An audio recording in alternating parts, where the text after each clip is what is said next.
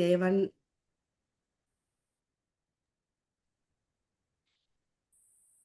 ஆ துதிக்கிறோம் ஆண்டவரே, ஸ்தோத்தரிக்கிறோம் எங்கள் நல்ல தகப்பனே. கிருபையாய் நீர் கொடுத்திருக்கிற இந்த நல்ல நேரத்திற்காக, வேலைக்காக என் கர்த்தாவே உம்மை நன்றியோடு உம்மை துதிக்கிறோம், ஸ்தோத்தரிக்கிறோம். அப்பா நல்லவரே, மெய் துதித்து ஸ்தோத்தரிக்கிறோம். தேவனுடைய வார்த்தையானவரே, மெய் துதித்து ஸ்தோத்தரிக்கிறோம். ஞானத்தின் இருப்பிடமே, மெய் துதித்து ஸ்தோத்தரிக்கிறோம், ஸ்தோத்தரிக்கிறோம். ஒருவருக்கே இயேசு கிறிஸ்து நாமத்தின் மூலம் பிதாவே துதியையும் கனத்தையும் மகிமையும் ஆட்சியை நாங்கள் செலுத்துகிறோம். ஆண்டவரே, இந்த நாளிலும் கர்த்தர் எங்களுக்கு கற்றுக் கொடுக்க போகிற காரியங்களுக்காய் நன்றி செலுத்துகிறோம். அன்றே பரிசுத்த ஆவியானவர் தாமே பிதாவின் ஆழங்களை அறிந்திருக்கிறபடியினால் ஆண்டவரே இன்னைக்கு எங்களுக்கு கற்றுக் கொடுப்பீராக. ஆண்டவரே, வேதத்தின் மறைபொருட்களை எங்களுக்கு வெளிப்படுத்துவீராக. ஆண்டவரே, வார்த்தைகளை ஒன்று சேர்த்து கொடுப்பீராக. அப்பா, நாங்கள் அவைகளை கற்றுக்கொண்டு எங்கள் வாழ்க்கையில் அதை நாங்கள் அபியாசப்படுத்துவதற்கு, உம்முடைய நாம மகிமைக்கு நாங்கள் வாழ்வதற்கு பரிசுத்த ஆவியானவர் உம்முடைய பிள்ளைகளாக எங்கள் ஒவ்வொருவருக்கும் உதவி செய்யுங்கப்பா. தகுதி இல்லாத என்னை நீர் தகுதிப்படுத்துங்க. என் வாயாக நீர் இருந்து எங்களோடு பேசுங்க, எங்களுக்கு கற்றுக் கொடுங்க அப்பா.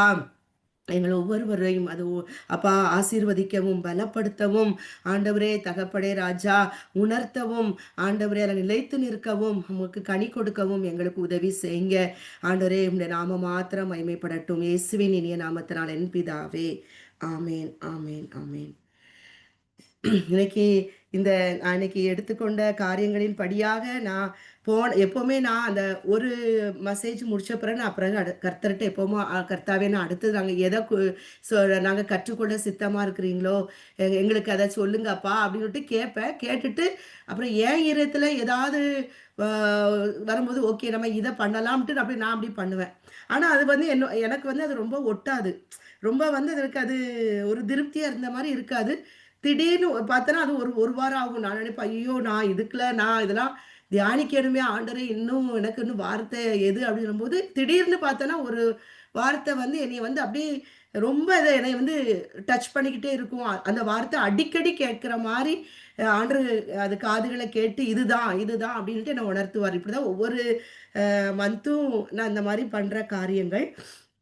அப்போ போன மாதமும் முடிச்சுட்டு நான் அடுத்தது என்னன்னு நான் வேற இதே மாதிரி தான் பண்ணிட்டு இருக்கும்போது திடீர்னு பார்த்தீங்கன்னு சொன்னீங்கன்னா எனக்கு ஒரு வசனம் வந்து வாசிக்கும் போது இதுதான் அப்படிங்கிற மாதிரி எனக்கு உணர்த்தப்பட்ட அதை வந்து உறுதிப்படுத்துகிற மாதிரி சுசி சிஸ்டர் அவங்க மெசேஜில் வந்து அந்த காரியத்தை பேசினாங்க.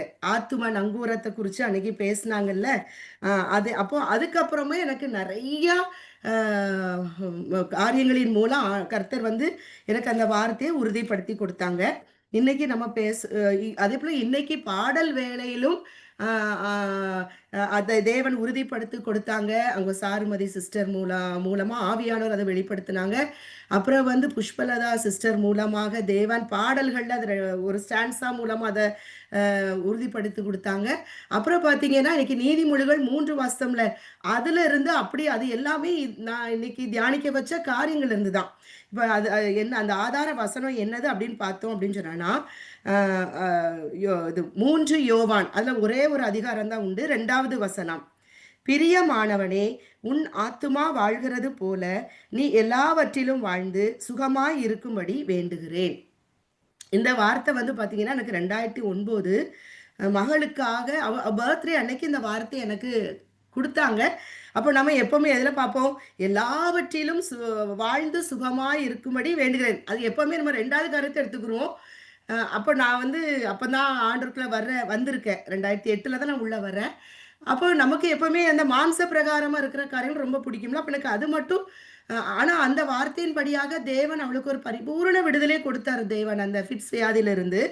அப்போ பார்த்தீங்கன்னு சொன்னா இப்ப ஆண்டவர் வந்து அதை உணர்த்துறாரு. நீ அந்த வார்த்தை என்னோட பேசிட்டே இருந்தது. அப்போ அதை நான் வந்து தியானிக்கவே இல்லை அதோட காரியங்களை. அப்போ இப்போ வந்து அதை தியானிக்கும் பொழுது அநேக காரியங்களை தேவன் வந்து உணர்த்தின காரியங்கள் அது ரொம்ப ஆசீர்வாதமாக இருந்தது. அப்போ என்னன்னா, பிரியமானவனே உன் ஆத்துமா வாழ்கிறது போல.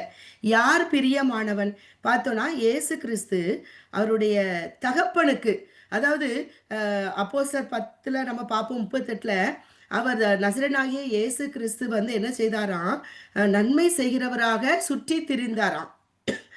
தேவன் அவரை பரிசுத்த ஆவினாலும் வல்லமையினாலும் நிறைத்திருந்ததுனால அவர் நன்மை செய்கிறவராய் சுற்றி சுற்றி சுற்றி திரிந்தார். பிசாசின் வல்லமையில அகப்பட்ட யாவரையும் அவர் குணமாக்கினார் அப்படின்னு இருக்கு. அப்போ ஏன் அப்படின்னு சொன்னா, எப்பொழுதும் பிதாவாகிய தேவன் அவரை கூட இருந்ததுனால. ஏன் அவர் கூட இருந்தார்னா, அவர் பிதாவாகிய தேவனுக்கு பிரியமானதை அவர் எப்பொழுதும் செய்தபடினால், அது யோவான்ல நம்ம பார்க்கிறோம். அதுதான் பிரியமானவனுக்குள்ள ஒரு காரியம், அடையாளம். சரியா? அப்ப பிரியமானவனே உன் ஆத்துமா வாழ்கிறது போல. இப்ப இந்த பிரியமான நம்ம பார்த்தோம், உன் ஆத்துமா வாழ்கிறது போல அப்படின்னு சொல்லும் போது, அப்ப அதுல ஒரு காரியம் மறைக்கப்பட்டிருக்கிறத நான் உணர்ந்தேன். அப்போ வாழ்கிறது போலன்னு சொன்னா, அப்போ எங்கேயோ அந்த ஆத்துமா என்ன செய்திருக்குது, மறித்து இருக்கிறது அப்படிங்கிறத ஆவியானவர் அது எனக்குள்ள அந்த கொஸ்டினை கேட்க வைத்தார்.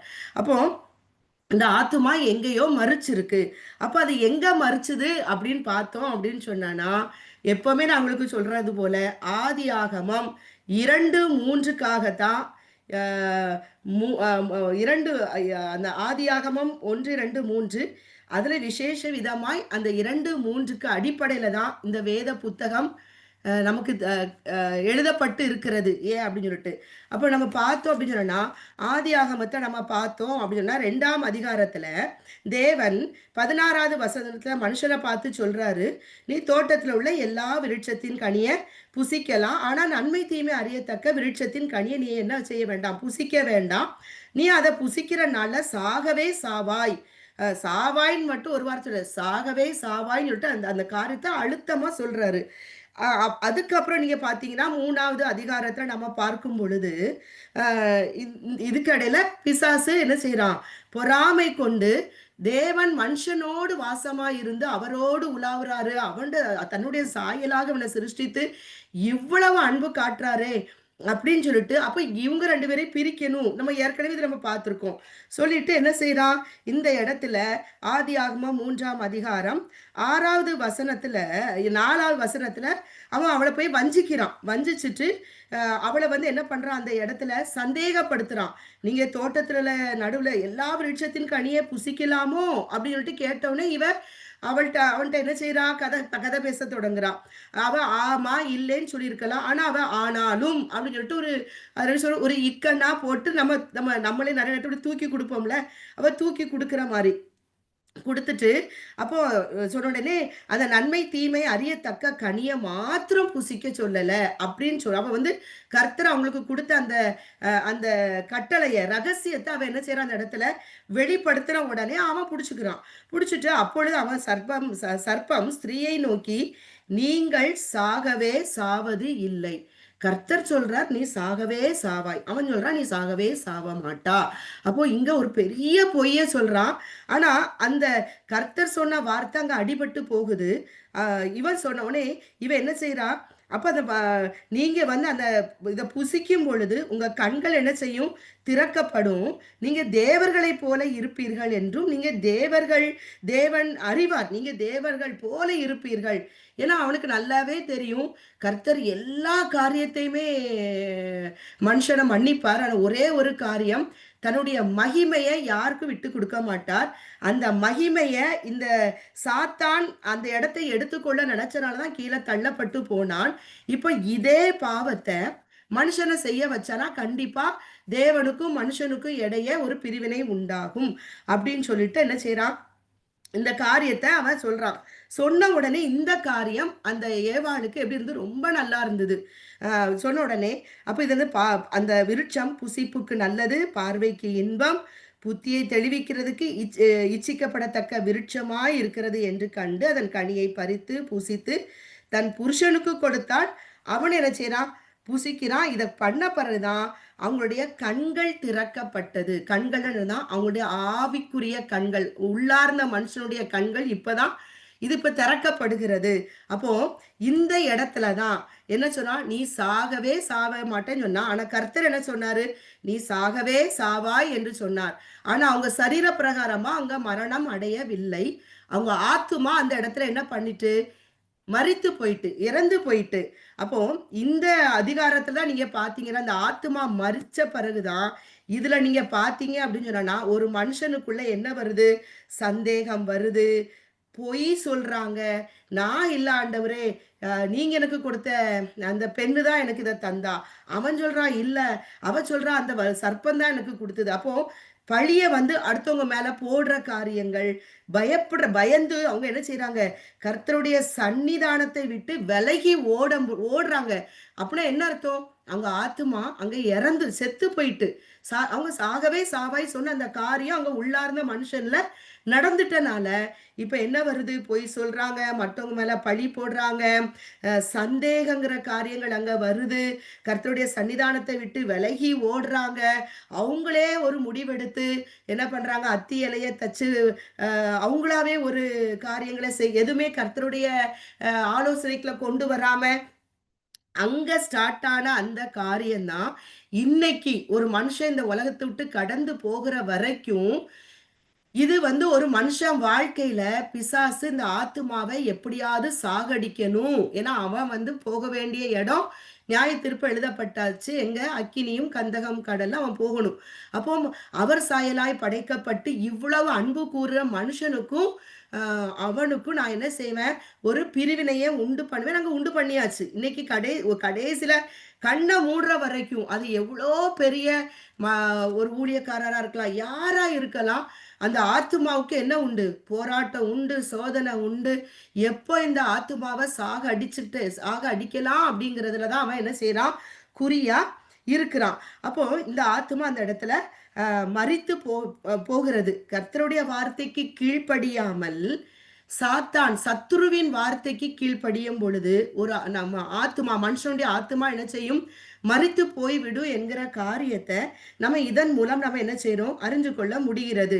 எப்பவுமே கர்த்தருடைய வார்த்தையை விட ஒரு உலகத்தின் வார்த்தைகள் வந்து ஒரு மனுஷனை சீக்கிரமா ஈர்த்து கொள்ளும், அட்ராக்ட் பண்ணும். அப்போ ஏன்னா இந்த உலகம் பொல்லாங்கனுக்குள் கிடக்கிறதுனால இந்த காரியங்கள் காணப்படுகிறது. அப்போ அவளுக்கு நல்லாவே தெரியும். இத்தனை நாள் கர்த்தர் கூட தான் உலாவுனாங்க. 2 பேரும் வாக்கிங் போயிருக்காங்க. அவர் அவ்ளோ நடந்திருந்து கூட ஒரு நொடி பொழுதுல, ஒரு நிமிஷத்துல அந்த பிசாசின் வார்த்தை அவள அவ்ளோ ஈர்த்து கொண்டது. இந்த வார்த்தைய செஞ்சா என்ன? இப்படிதான் இந்த உலகத்துல இன்னைக்கு நெறைய காரியம் இன்னைக்கு பாவமும், பாரமும் நிறைந்து போன ஒரு உலகத்துல வாழும்பொழுது, ஏன் அந்த பாவம், பாரம் இந்த உலகத்துல கிடக்குதுன்னா, அந்த 3ஆம் அதிகாரத்துல நடந்த காரியங்கள் மனிதனுடைய ஆத்துமாக்கள் சாகடித்து நான் நரகத்துக்கு கொண்டு போணும். நான் போற இடத்துக்கு நான் மட்டும் போமாட்டேன். எல்லாத்தையும் கொண்டு போயிறணும். பிதாவின் சித்தத்த, அவருடைய விருப்பத்தெல்லாம் நான் என்ன செய்யணும்? தடை பண்றதுக்கு மனுஷன அவன் பயன்படுத்துற காரியங்களாக அது காணப்படுகிறது.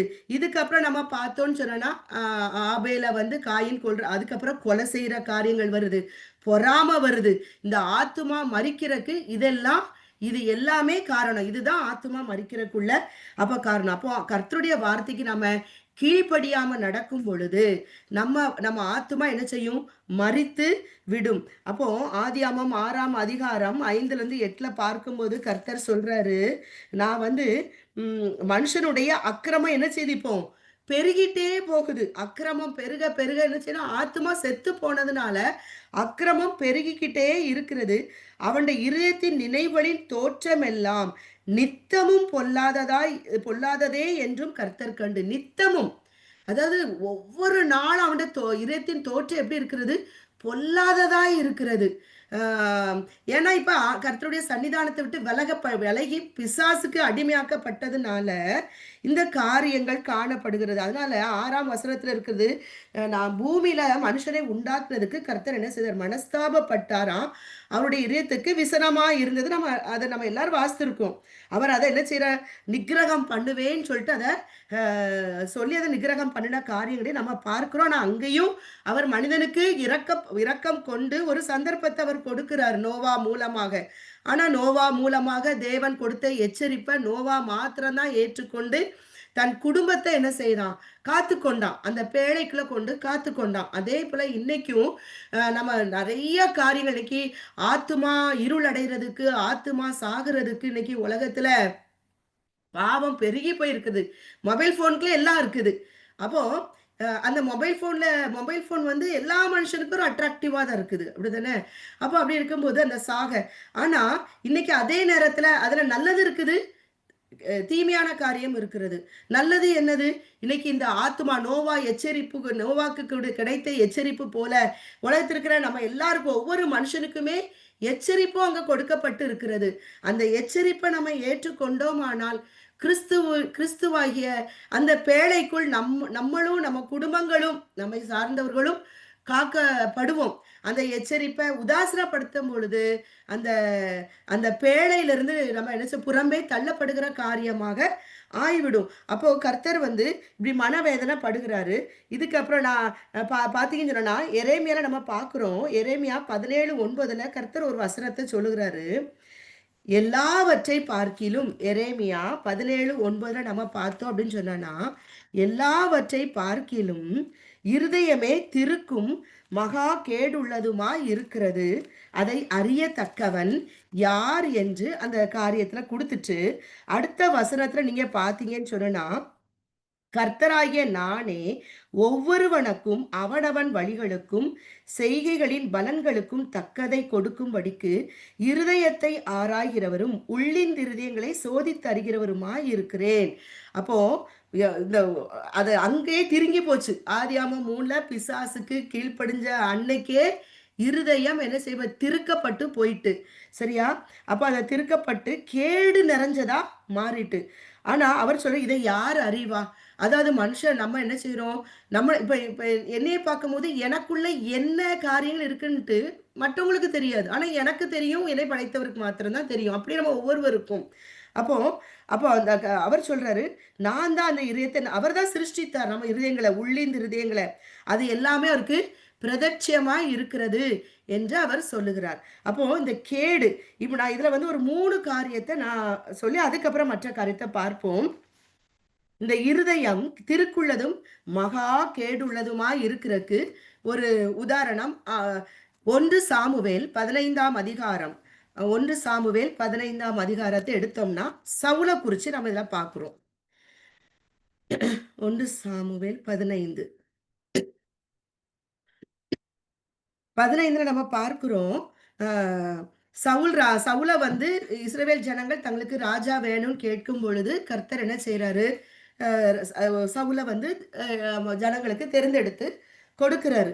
அப்போ கொடுத்துட்டு அவர் சொல்றாரு, சாமுவேல்கிட்ட சொல்றாரு, நீ போய் சவுல்கிட்ட போய் சொல்லு, என்னன்னு சொன்னா, இந்த இஸ்ரவேலர்கள் எகிப்திலிருந்து புறப்பட்டு வரும் பொழுது இந்த அமலேக்கு வந்து அவங்களுக்கு என்ன செய்தான்? வழி மறித்தான்.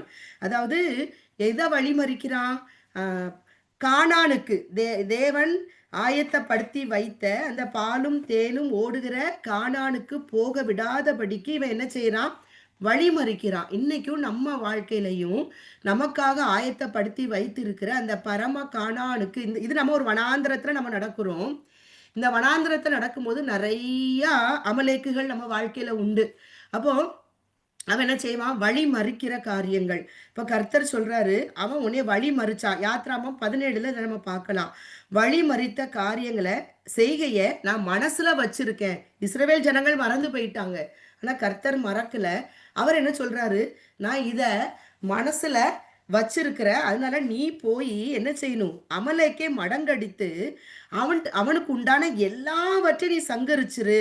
அவனுடைய அவன் மேல நீ இறக்கமே வைக்க கூடாது. புருஷன், ஸ்திரீ, பிள்ளை, குழந்தைகள், மாடு, ஆடு, ஒட்டகம், கழுதை ஒன்ன கூட நீ விட்டு வைக்க கூடாது. எல்லாத்தையும் நீ நிகிரகம், எல்லாத்தையும் நீ அழிச்சு போடு அப்படின்னு சொன்ன உடனே சவுல் வந்து உடனே அதுக்கு கீழ்பட்டு அதுக்குள்ள எல்லா காரியங்களையும் செஞ்சு என்ன செய்யறாரு? வர்றாரு. வந்துட்டு என்ன செய்யறான்? 8ஆம் வசனத்துல நம்ம பார்க்கிறோம். அந்த இடத்துல அமலைக்கு அவன் என்ன செய்யறான்? ராஜாவை உயிரோட பிடிக்கிறான். அவனை கொல்லவே இல்லை. மெயினா கொல்ல வேண்டியது யார? ராஜாவை தான் கொல்லணும். ஆனா அவன் தானே வழிமறிச்சான். ஆனா அவனை உயிரோட காத்துறான். காத்துட்டு அங்க இருக்கிற எல்லா முதல் தரமான ஆடு, மாடு, ஆட்டுக்குட்டி எல்லாம் முதல் தரமானது, 2ஆம் தரமானது எல்லாவற்றையும் அவரை என்ன செய்யறான்? அதை அழிக்க மனசுல எல்லாமே பார்த்தா எப்படி இருக்கு? ரொம்ப ரொம்ப ப்ரெஷியஸா இருக்குது. அவன் கண்ணுக்கு அது ரொம்ப இனிமையா இருக்குது. பார்க்க நல்லா இருக்குது. அங்கே எப்படி அந்த விருட்சம் வந்து அந்த கனி எப்படி அவ கண்ணுக்கு ஏவாள் கண்ணுக்கு அதே அதே கான்செப்ட் தான் இன்னைக்கு நம்ம ஒவ்வொருத்தர் வாழ்க்கையில இந்த இந்த பாதை கண்டிப்பா உண்டு. இது வந்து சவுல் ராஜாவுக்கு இந்த பாதையில போறாரு. பார்த்தோன்னா அவருக்கு எப்படி இருக்கு? ரொம்ப நல்லா இருக்கு. கண்ணுக்கு அழகா இருக்குது. அது ஆடு, மாடுகள் எல்லாம் நம்ம என்ன செய்யலாம்? சமைச்சு சாப்பிட்டா ரொம்ப டேஸ்டியா இருக்கும். அ அப்படின்ட்டு எல்லாமே இது நமக்கு இருந்தனா நமக்கு ஐஸ்வர்யம் பெருகும். நம்ம ஒரு மேன்மை அடைவோம். அங்க இருக்கிற புத்திய தெளிவிக்கிறது. கண்களின் இச்சை, மாம்சத்தின் இச்சை, ஜீவனத்தின் பெருமை. அங்க ஏவாள் அந்த கனிய பார்த்து சொல்றாளா, "இது இச்சிக்கப்படுறதுக்கு ரொம்ப நல்ல கனியா இருக்குது. பார்வைக்கு நல்லா இருக்குது. என் புத்திய தெளிவிக்கிறதுக்கு நல்லா இருக்கு." இதே தான் இங்கேயும் நடக்குது. எல்லாத்தையும் அவன் தப்ப வைக்கிறான். ராஜாவே தப்ப வைக்கிறான். ஆ அப்ப அப்ப கர்த்தருடைய வார்த்தை சாமுவேலுக்கு வருது. அவரு சொல்றாரு, அவன் வந்து அவன வந்து நான் ராஜாவா ஆக்குனது எனக்கு மனஸ்தாபமா இருக்கிறது. அவன் என்ன விட்டு திரும்பி இந்த வார்த்தையை நிறைவேற்றாமல் போனான். அதனால நான் அதனால அவன் என்ன செய்றாரு என்று சொன்ன உடனே சாமுவேலுக்கு என்ன வருது? மனம் நொந்து போறான். நொந்து போயிட்டு அவர் ராத்திரி முழுசும் அந்த மனுஷன் என்ன செய்றாரு? கர்த்தர நோக்கி கூப்பிடுறாரு. ஆனா, இவன் தப்பு செய்த ஆள் பார்த்தீன்னு சொன்னேன்னா, 13வதுல வசனத்துல பார்த்தோன்னா, அவன் என்ன சொல்றான்? சாமுவேல் சவுலிடத்துல வர்றாரு.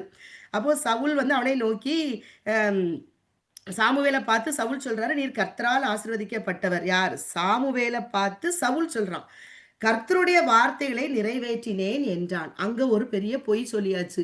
இங்க பார்த்தான்னா, மெயினான ஆளையே அவன் கொல்லல. ஏன்னா, ஆகாகு ராஜாவ பார்த்த உடனே, ஓகே நம்ம ராஜாவ நம்ம கொல்ல வேண்டாம். இவரோட நம்ம நல்ல ஒரு ஃப்ரெண்ட்ஷிப் வச்சுக்கிரலாம்.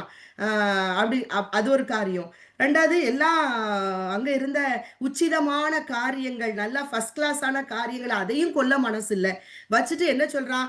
கர்த்தருடைய வார்த்தையை நான் நிறைவேற்றினேன்னு சொல்றான். அங்க 2வது 3வது வசனத்துல இருக்குது, இறக்க வைக்காம ஆடு என்ன செய்யும்? ஆடு, மாடு, ஒட்டகம் பழி வாங்குமா? கிடையாது. ஆனா அத கூட கொல்லுன்னு சொன்னாரு. இவர் சொல்றார், "நான் எல்லாம் ஆண்டவருடைய வார்த்தைய நான் நிறைவேத்திட்டேன்." அப்படின்னு சொன்ன உடனே சாமுவேல் கேட்கிறாரு, "அப்ப அங்க ஆடு, மாடு சத்தம்லாம் கேட்டுட்டு இருக்கே, அதெல்லாம் என்ன சத்தம்?" அப்படின்னு கேட்க உடனே இவர் என்ன சொல்றாரு? எல்லாத்தையுமே மத்தவங்க மேல பொய் சொல்றாரு. "இல்ல ஜனங்கள் தான் சொன்னாங்க. அந்த ஆடு, மாடுலாம் நல்லதெல்லாம் நாம எடுத்தோம்னா, கர்த்தருக்கு நம்ம பலியிடலாம்ல. செய்றதெல்லாம் செஞ்சுட்டு ஜனங்கள் மேல பழிய போட்டு, அது யாருக்கு பலியிடுறதுக்கு? கர்த்தருக்கு பலியிடுறதுக்கு. ஏன்னா இஸ்ரவேல்ல வந்து ஆடு இல்ல, மாடு இல்ல, ஒட்டகம் இல்ல அப்படிங்கிற காரியம் என்னமோ தெரியல.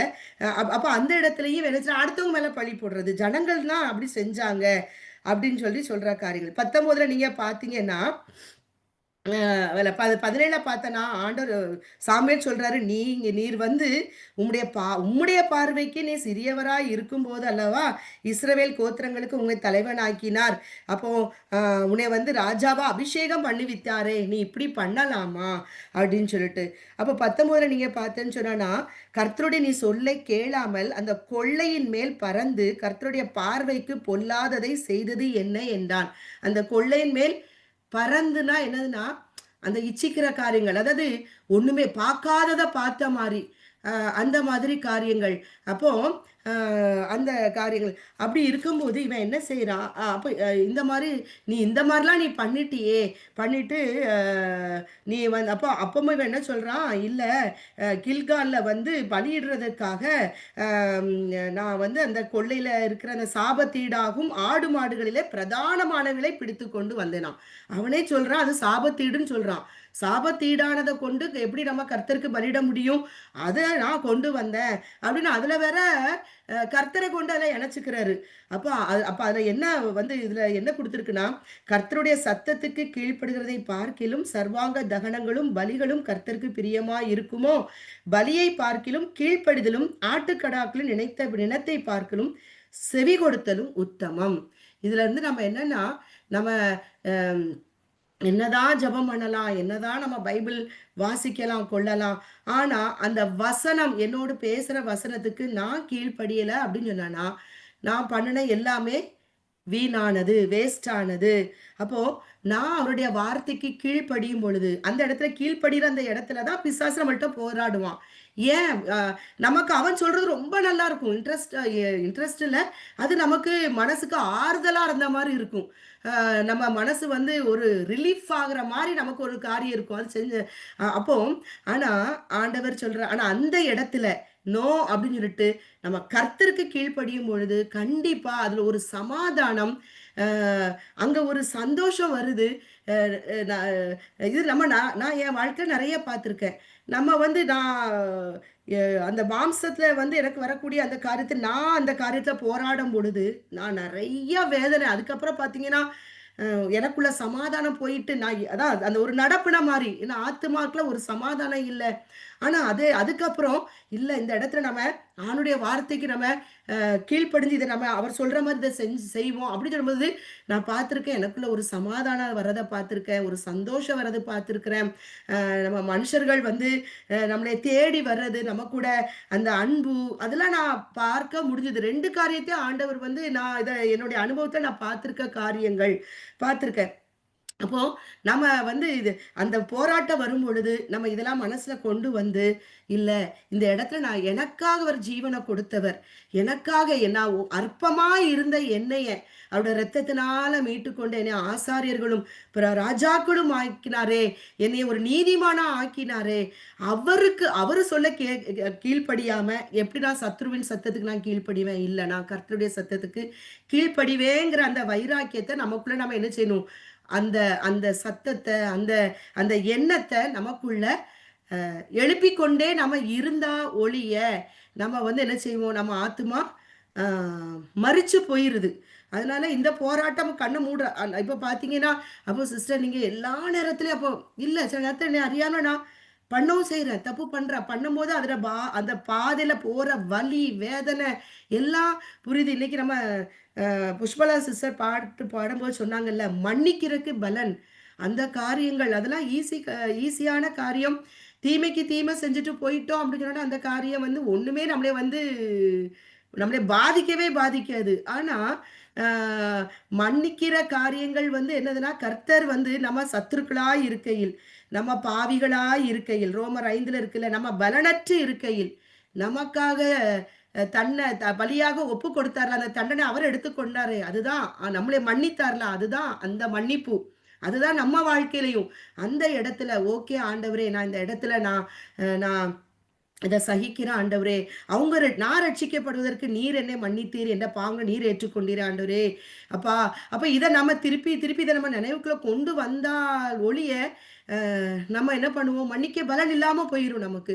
அப்போ இந்த காரியங்கள் தான். அப்போ நம்ம ஆண்டவருடைய வார்த்தைக்கு நம்ம ஆத்துமா பிழைக்கணும், வாழணும்னா, ஆண்டவருடைய வார்த்தைக்கு கீழ்ப்படிவதை தவிர வேற வழியே கிடையாது.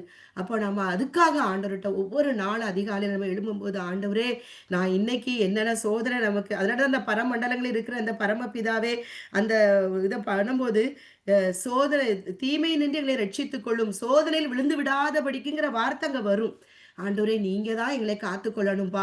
இந்த சோதனை வரும்பொழுது ஆண்டவரே எனக்கு பலன தாங்க. நான் மாம்சத்துல போராடிறக்கூடாது ஆண்டவரே. என்னுடைய சுய நீதிய நிலைநாட்டிறக்கூடாது ஆண்டவரே. என்னுடைய சுய மகிமை நான் நிலைநாட்டிறக்கூடாது ஆண்டவரே.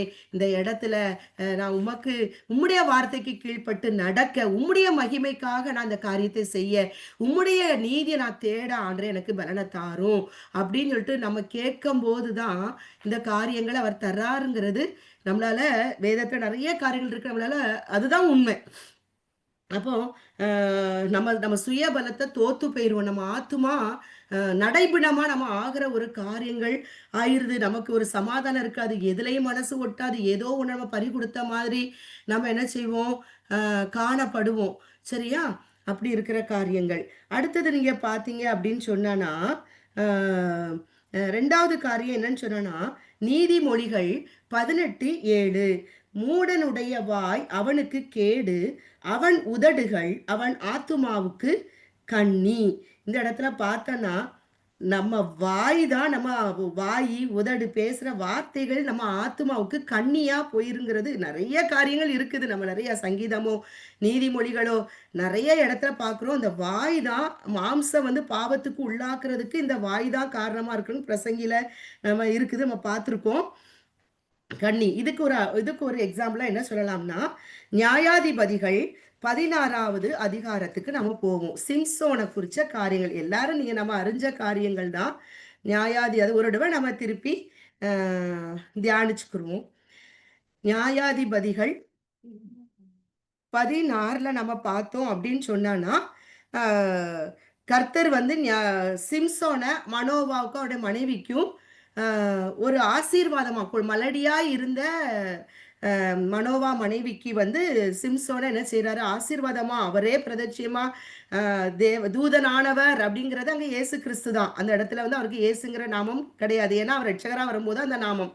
அங்க வந்து தூதனானவர் அப்படிங்கிற வர இடம் எல்லாமே இயேசு கிறிஸ்து தான். இயேசு தான். அப்போ அப்படி ஒரு ஒரு நசரேயனாக கர்த்தரால வந்து கொடுக்கப்பட்ட ஒரு ஒரு மகன் தான் யாரு? சிம்சோன். ஒரு பெரிய ஒரு ஆசீர்வாதத்த அவன் மேல ஒரு பெரிய தரிசனத்த, திட்டத்த வைத்து அவங்க பெற்றோர்களுக்கு நம்ம அத பார்க்கலாம் அப்படின்னு சொன்னா கூட நீங்க என்னது 12ல 13ல நம்ம அத பார்க்கலாம்.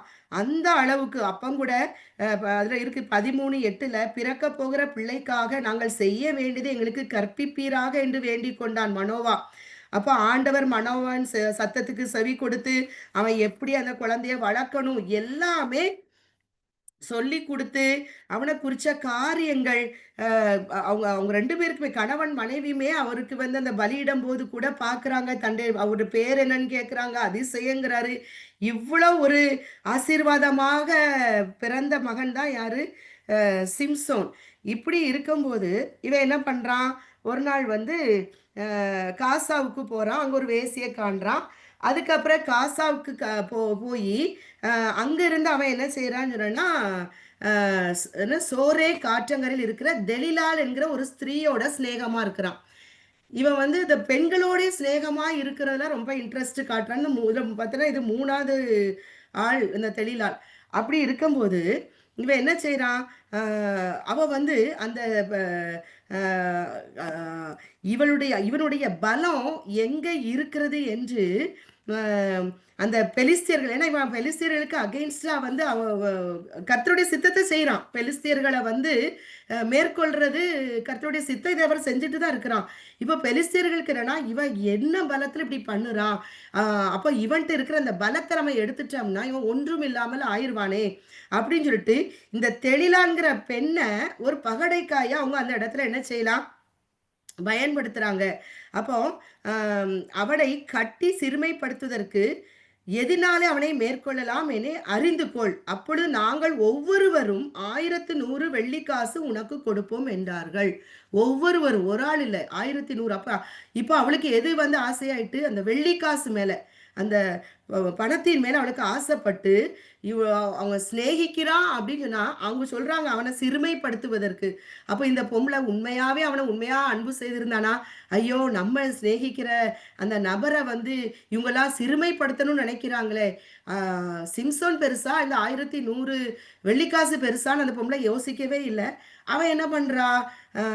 இந்த பணத்தின் மேல ஆசைப்பட்டு, எப்படியாவது சிம்சோன்ட்டருந்து இந்த காரியத்த அ அவன் இதயத்திலருந்து வெளிய கொண்டு வரணும் அப்படிங்கிறக்காக அவன்ட்ட போய் என்ன அ அது எனக்கு இது ஆச்சரியம் என்னன்னா, அவன்ட்டயே அத சொல்றா. 6வது வசனத்த பாருங்களேன். அப்படியே தெலீலாள் சிம்சோனை பார்த்து, "உன் மகாபலம் எதினால் உண்டாயிருக்கிறது?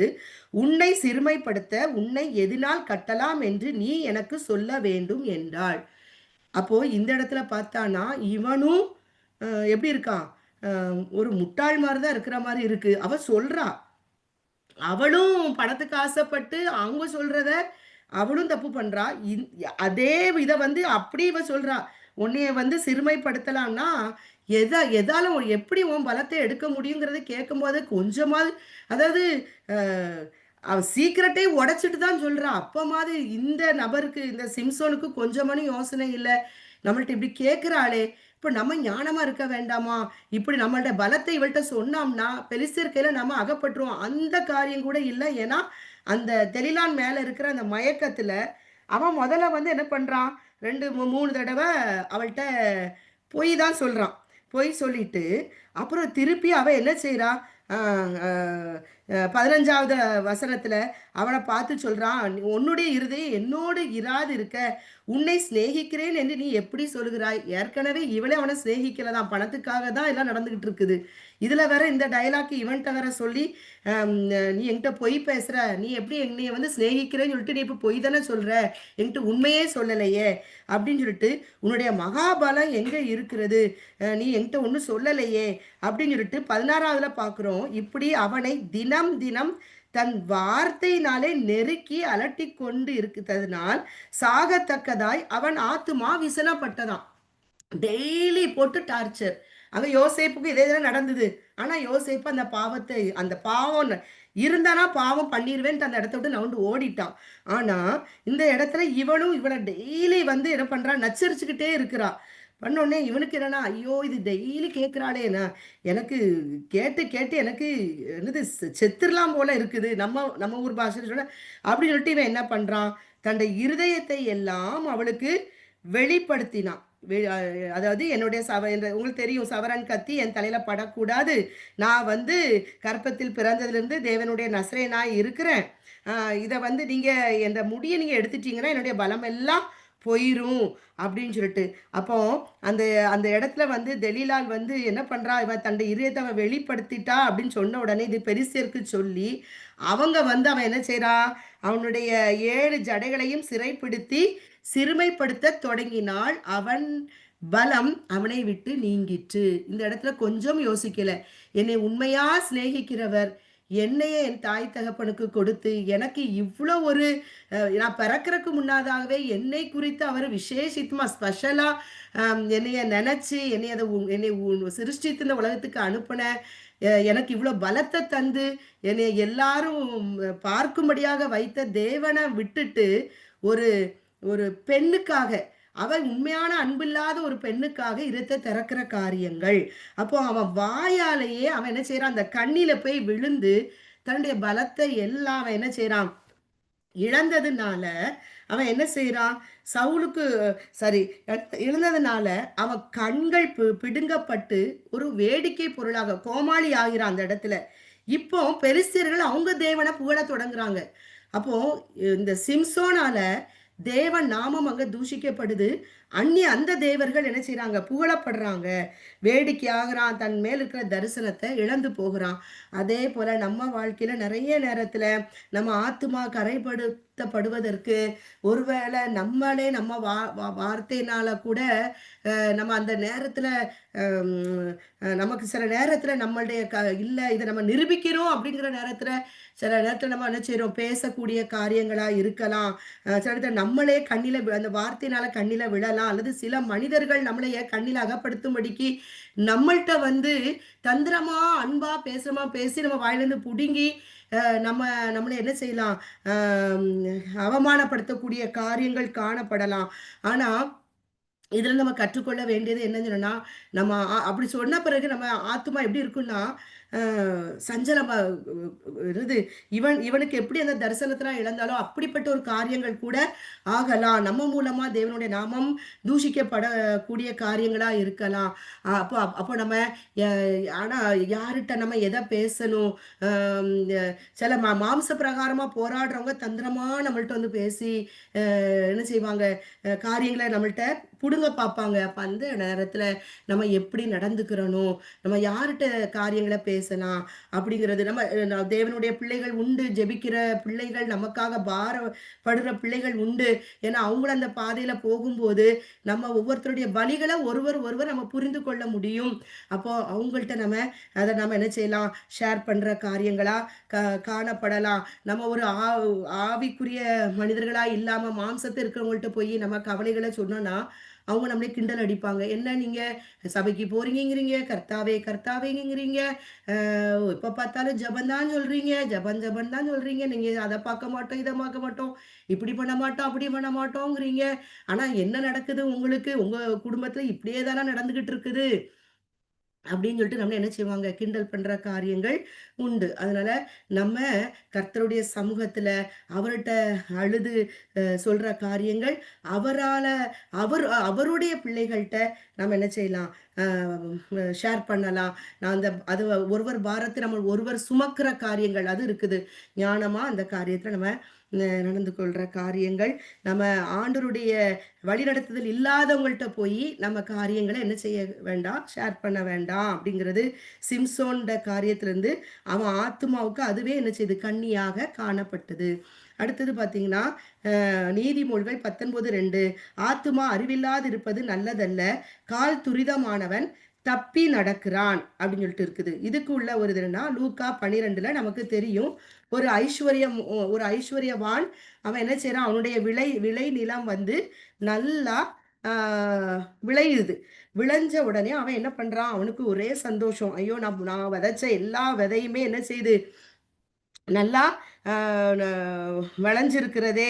அப்படின்னு சொல்லிட்டு என்ன செய்றான், அந்த தானியத்த சேர்த்து வைக்கிறக்கு நமக்கு எ செ இடம் இல்லையே! அப்படின்னு சொல்லிட்டு என்ன செய்றான், நமக்கு எல்லாருக்கும் தெரியும். நான் களஞ்சியங்களை இடித்து அத பெரிதா கட்டி, விளைந்த தானியத்த எல்லாம் பொருட்களை எல்லாம் அங்க சேர்த்து வைத்து, என் ஆத்துமாவே உனக்கு அநேக வருஷங்களுக்கு அநேகம் பொருட்கள் சேர்த்து வைக்கப்பட்டிருக்கிறது. நீ இளைப்பாறி, புசித்து, குடித்து பூரிப்பாய் இரு என்று தன் ஆத்துமாவோடே சொன்னான். அப்ப அவன் என்ன சொல்றான்னா, ஐயோ! எனக்கு எல்லாம் இருக்கிறது. நான் எதுக்கு கவலைப்படணும்? அப்படின்னு சொல்லிட்டு நடக்க சொல்லும்போது 20ல தேவனும் அவனை நோக்கி, "மதிகேடனே, உன் ஆத்துமா உன்னிடத்திலிருந்து அந்த ராத்திரியே எடுத்துக் கொள்ளப்படும். அப்பொழுது நீ சேகரித்தவைகள் யாருடையதாகும்?" என்றார். அதுல பார்த்தீங்கன்னா, சுயநலம், பிறர் நலம் இல்ல. கர்த்தருக்கும் அவன் அ த காணிக்கை குடுத்த மாரி இல்ல. அ அந்த பிறர் நலம். தன்னை நேசிக்கிறது போல நமக்கு இவ்ளோ இருக்குது. இல்லாதவங்களுக்கு, தரித்திரர்களுக்கு தான் கொடுக்கலாம். அந்த எண்ணமும் இல்ல. அவன் என்ன பண்ணான், எல்லாம் எனக்கு, எனக்கு, எனக்குன்னு சொல்லிட்டு அவன் அ சுயநலமா வாழ்ந்தான். அவன் ஆத்துமாக்கு அங்க என்ன இல்ல? அறிவு இல்ல. அறிவு இருந்துன்னா அந்த 2 காரியத்த செஞ்சிருப்பான். கட்டளை தெரிஞ்சிருக்கும். ஒண்ணு என்னது? முழு ஆத்துமாவோடு, முழு பலத்தோடு, முழு இதயத்தோடு கர்த்தரிடத்துல அன்பு கூறணும். அப்ப கர்த்தருக்கு குடுத்திருப்பான். 2வது உன்னை நீ நேசிப்பது போல மற்றவங்களுக்கு குடுக்கணும். அப்ப அதையும் அவன் என்ன செய்யல? செய்யல. 2 காரியத்தையுமே அவன் செய்யாம, தனக்குன்னு சொல்லிட்டு சேர்த்து வச்சான். நம்ம உயிரோட இருந்தா தானே அதெல்லாம் நம்ம அனுபவிக்க முடியும். அப்போ இந்த காரியத்த அவன் தேவன குறிச்ச அறிவு இல்லாததுனால, அவன் என்ன பண்ணுனான், ஆ அவன் வந்து துரிதமா அவன் ஆண்டோட வழிய விட்டு தப்பி நடக்கிறான். தப்பான ஒரு இடத்துக்கு அவன் ஆத்துமா நரகத்துக்கு போற மாரி ஒரு இடத்துல போய் நிக்கிறான் இப்போ. அதேபோல நம்மளும் நம்ம வாழ்க்கையில கர்த்தர் நமக்கு கொடுத்த ஆசீர்வாதங்கள்ல அந்த உச்சிதமானத நம்ம கர்த்தருக்கு முதல்ல கொடுக்கணும். அது எல்லாரும் செய்ற காரியங்கள் தான். அம் பிறகு இல்லாதவர்களுக்கு நம்ம எல்லாரும் அந்த காரியத்த நம்ம செய்ற காரியங்கள், இல்லாதவங்களுக்கு நம்ம அத அ குடுக்கிற காரியங்கள். அப்போ இந்த மாரி அவன் தன் ஐஸ்வர்யத்தின் மேல பெருமை அடைந்தான். அதனால இந்த காரியங்கள். அப்போ தானியத்தை கட்டி வைக்கிறவங்கள மீது என்ன வரும்? சாபங்கள் வருகிறது. அப்ப கர்த்தர் சொல்றாரு, அவர் என்ன சொல்றாரு? "நீ முதல் முதல் தேவனுடைய ராஜ்யத்தையும், அவருடைய நீதியையும் தேடு. அப்பொழுது இவைகள்லாம் உனக்கு கூட கொடுக்கப்படும்." நம்ம ஆண்டவர தேட தேட, நம்ம உலகத்துல இது வேணும், அது வேணும், இந்த படிப்பு, அந்த படிப்பு, அது இது அப்படின்னு சொல்றத விட்டுட்டு, அம் ஆண்டவர நம்ம தேடி, "ஆண்டவரே நீங்க பிள்ளைகளுக்குள்ள காரியங்கள பார்த்துக்கோங்கப்பா. நமக்கு பிளான் தெரியுமா? அவர் ஏற்கனவே பிளான் பண்ணி வச்சிருக்க காரியங்கள். ஆண்டவரே அந்த சித்தத்துக்கு நேராக நடத்துங்கப்பா. எங்களையும், எங்கள் பிள்ளைகளையும் நடத்துங்க ஆண்டவரே. இந்த உலகத்தில் எங்களுக்கு எதெல்லாம் தேவை நீர் அறிவீர். அத நீங்க எங்களுக்கு தந்துருங்கப்பா." அப்படின்னு சொல்லிட்டு நம்ம என்ன செய்றோம்? சொல்லுகிற காரியங்கள். நம்ம அப்படி காணப்படும். நம்ம நம்ம அவரை தேடும் பொழுது, வேதத்துல அவரை தேடும் பொழுது நமக்கு எதெல்லாம் வேணுமோ, அதெல்லாம் நமக்கு கூட கொடுக்கப்படுகிறது. நம்ம ஆத்துமாவுக்கு துக்கம் உண்டு. யோபு 14:22, சங்கீதம் 42, 9, 10ல ஆத்துமாவுக்கு துக்கம் உண்டு. இதுல ஆத்துமாவுக்கு துக்கம் வர காரணம் என்னது? யோபு தன்னுடைய எல்லாவற்றையும் இழந்தார். இழந்தது மாத்திரமல்ல, மனைவியாலயும் அவரு வெறுத்து தள்ளப்படுறாரு. அவருடைய சொந்த நண்பர்களால எல்லாமே நம்ம ஏற்கனவே பார்த்திருக்கிறோம். துக்கத்துக்குள்ள காரியங்கள். அப்போ ஒரு மனுஷருக்கு நம்ம துக்கம் எப்ப வருதுன்னா, யோபு வாழ்க்கையில் நடந்த காரியங்கள் நம்ம நெறைய அத இழந்து போகும் பொழுது, நம்ம குடும்பமே நம்மளுக்கு ரோதமா பேசும் பொழுது, உன்னால தான் நாங்க தான் அன்னைக்கே இப்படி சொன்னோமே, நீ தான் நாங்க இப்படிதான் பண்ணுவோம், நாங்க இப்படி சொன்னியே, இதனால தான் இவ்ளோ பிரச்சனை. நாங்க சொன்னத கேட்டிருந்தா உனக்கு இதெல்லாம் நடந்திருக்கும்ல அப்படின்னு சொல்லிட்டு நம்மள சொல்லி என்ன பண்ணுவாங்க, எல்லாருமே குற்றப்படுத்தும்போது ஒரு மனுஷனுடைய ஆத்துமா என்ன செய்யுது? துக்கப்படும். அதே மாரி தாவீது காரியத்துல உங்களுக்கு தெரியும். நான் துக்கம் என்னது? சவுலாலேயே துரத்தப்படுறான். சொந்த மகனால கொல்லுவதற்கும் நீ அந்த பாசுபாத்திரம் உங்களுக்கு தெரியும். அவன் அப்படி அவனுடைய ஆத்துமா என்ன செய்யுது? துக்கப்படுகிறது. அடுத்தது பார்த்தீங்கன்னு சொன்னோம்னா, ஆத்துமாவுல கசப்பு. அந்த ஆத்துமாவுல கசப்பு எப்போ வருதுன்னா, ஒரு நோயின் தாக்குதல் மனுஷர்கள் வாழ்க்கையில வரும்பொழுது, அந்த ஆத்துமா கசந்து போயிருது. ஏன் நான் வாழ்றேன்? இந்த வலியோட நான் ஏன் வாழுறேன்? அப்படிங்கிற ஒரு காரியம் யோபு வாழ்க்கையிலே நடந்தது. அம் அ யாரு நான் யோபு வாழ்க்கை அத நம்ம பார்க்குறோம். ஏசாயா 38ல நம்ம பார்க்குறோம். அவர் யாரு? எசேக்கியேல் ராஜா அந்த வியாதியின் கசப்புல என்ன செய்றாரு? பேசுகிற காரியங்கள நம்ம பார்க்குறோம். அடுத்தது பார்த்தீங்கன்னா, சங்கீதம் 94:19ல உள்ளத்துல விசாரங்கள் பெருகிறது. அப்ப அந்த விசாரங்கள் பெருகும் பொழுது, விசாரங்கள் என்னன்னா தாட்ஸ், தேவையில்லாத காரியங்கள் வந்து நம்ம தூங்க விடாம விடுற காரியங்கள். அப்ப அந்த அந்த நேரத்துல தாவீது சொல்றாரு, ஆண்டவரே உங்க ஆறுதல் தான் என்னைய என்ன செய்யுது, என்னைய தேற்றுகிறது கர்த்தாவே அப்படின்னு சொல்லிட்டு சொல்லுகிற காரியங்களை பார்க்கிறோம். அடுத்தது பார்த்தீங்கன்னா சங்கீதம் 106:15 ஆத்துமாக்களில் இளைப்பு, இளைப்பானது ஆஸ்துமா நோய் சொல்றோம்ல, அதுதான் அது ஒரு டிசீஸ்ன்னு சொல்லிட்டு கொடுத்துருக்குது. ஆத்துமாக்களை இளைப்பு, இந்த இளைப்பு ஏன் இந்த வந்ததுன்னா, அவங்க ஆண்டவர் ஆண்டவர் வந்து நினைக்காத காரியம், எனக்கு இது வேணும், காடை வேணும், அது வேணும், அதாவது மற்றவங்கள பார்த்து ஆண்டு அவங்க அவங்க அது வச்சிருக்காங்க, இது வச்சிருக்காங்க, அவங்க அப்படி இது பண்றாங்க, இப்படி எனக்கும் அதே மாதிரி வேணும். அப்ப தந்துருவாரு. ஆனா அவங்க ஆத்மாவில இளைப்பை உண்டு பண்ணினார் சொல்லிட்டு அங்க இருக்குது. சரியா? அப்போ ஆத்மாவில இளைப்பு வர்ற காரியங்கள், அது வந்து என்னது, நம்மளாவே ஒன்னை இச்சிச்சு கேட்கிற காரியங்கள் நம்ம ஆத்மாவுக்கு இளைப்பை கொண்டு வரும்.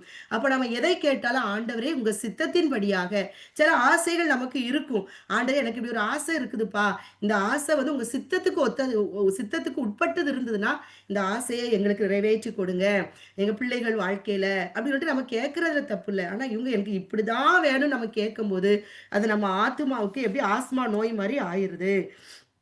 சங்கீதம் 107:5 தொய்ந்த ஆத்துமா, இந்த இஸ்ரவேல் ஜனங்கள் 106 பார்த்தோன்னா இந்த ஆத்துமா தொஞ்சு போகிறதுக்கு 106 எல்லா காரியம் இருக்கு. நீங்க யாத்ராமம், எண்ணாமம், லேவியரை படிக்கும்போது தெரியும். அவங்க எகிப்திலிருந்து புறப்பட்டதுக்காக அவங்க புலம்பிக்கிட்டே இருந்தாங்க, எங்களுக்கு அங்க அது கிடைச்சது, இது கிடைச்சது, நீ என்ன இந்த கெட்ட இடத்துல கொண்டு வந்து எங்களை கொண்டு சாகரக்கா கூட்டிட்டு வந்த அப்படின்னு சொல்லிட்டு, எங்களுக்கு இந்த மண்ணா அற்பமா இருக்கிறது அப்படின்னு சொன்ன காரியங்கள். அப்போ நம்மளும் இந்த வனாந்திர யாத்திரை நமக்கு அவரால் தெரிந்து கொள்ளப்பட்டவருடைய பிள்ளைகளுக்கு கண்டிப்பா அது அடையாளமே என்ன தெரியுமா, அவரால் தெரிந்து கொள்ளப்பட்டவருக்கு அடையாளமே என்ன தெரியுமா, போராட்டங்கள் தான் அதிகமா இருக்கும். அது அடையாளம் என்னன்னா அவருடைய பிள்ளைகள்னு அர்த்தம்.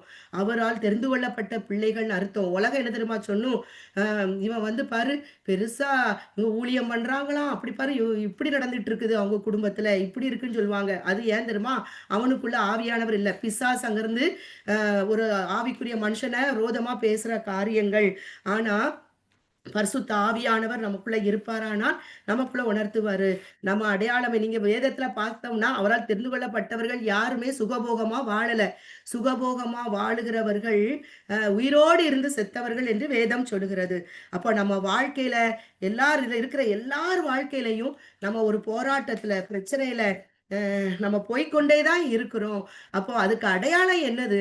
அடையாளம் என்னதுன்னா, பிசாசு நம்மள வழியிலிருந்து விலக்கணும்னு நினைக்கிற காரியங்கள், மனிதர்களை கொண்டு நம்மளை தூஷிக்க வைக்கிற காரியங்கள். ஆனா, அந்த இடத்துல நம்ம ஸ்திரமா நிக்கிற காரியங்களா இருக்கணும். இதனால தான் இவங்க ஆத்துமா தொஞ்சு போச்சுது. கர்த்தருக்கு விரோதமா வாதாடி, முறுமுறுத்து பேசினனால அது தொஞ்சு போயிட்டு அந்த ஆத்துமா. அப்ப நம்மளும் நம்ம வாழ்க்கையில என்ன செய்யக்கூடாது? முறுமுறுக்க வேண்டாம். அம் நம்ம அதெல்லாம் என்ன செய்வோம்? ஆண்டவர்ட்ட மன்னிப்பு கேட்டு, ஆண்டவரே இந்த சூழ்நிலையில ஆண்டவரே நான் தாவீது என்ன பண்ணுனார் அப்படின்னு சொல்லி பார்த்தீங்கன்னு சொன்னா, வசனம் 42 1, 2ல பார்த்தோம்ன்னு சொன்னனா, வசனம் 42 1, 2 அர நான் நான் அப்புறம் சாரி 42 பார்த்தீங்கன்னு சொன்னோன்னா, ஆ அவன் சொல்றான், "என் ஆத்துமா உம்மையே வாஞ்சித்து கதறுகிறதுன்னு" சொல்றான். 2வது வசனத்த சொல்றான், "ஆண்டவரே ஜீவனுள்ள தேவன் மேலேயே என் ஆத்துமா தாகமா இருக்கிறது" அப்படின்னு சொல்லிட்டு அவன் சொல்றான். அத நீங்க பார்த்தீங்களா? "உன் தேவன் எங்கே என்று அவர்கள் நாள்தோறும் என்னிடத்தில் சொல்லுகிறபடியால் இரவும் பகலும் என் கண்ணீரே எனக்கு உணவாயிற்று." இன்னைக்கு நம்ம ஒரு பாதையில போகும்பொழுது, ஆ அதாவது புறஜாதிகள் மாம்சத்தின்படியா நடக்கிறவங்க தான் புறஜாதிகள் வேதத்தின்படியாக. அவங்க நம்மளே சொல்லுவாங்க, "உங்க தேவன் எங்க போனாரு? இப்படிலாம் நடந்துகிட்டு இருக்கே!" அப்படின்னு சொல்லும்போது அவன் சொல்றான், "என் கண்ணீர் தான் எனக்கு உணவா இருக்கிறது ஆண்டவரே." அந்த நேரத்துல அவ சொல்ற காரியம் தான், "என் ஆத்துமா அவர் மேல் தாகமா இருக்கிறது, வாஞ்சையா இருக்கிறது. என் ஆத்துமா கலங்கும் போதெல்லாம் நான் கர்த்தருக்காக காத்திருப்பேன்." 5ல பாருங்க, கர்த்தரை அவரை நான் இன்னும் துதிப்பேங்கிறான். நான் இன்னும் துதிப்பேங்கிறான். அப்ப அடுத்து சொல்றான், ஆ என் ஜீவனுடைய தேவனை நோக்கி நான் விண்ணப்பம் செய்வேன். அவர்ட்ட தான் நான் விண்ணப்பம் செய்வேன்.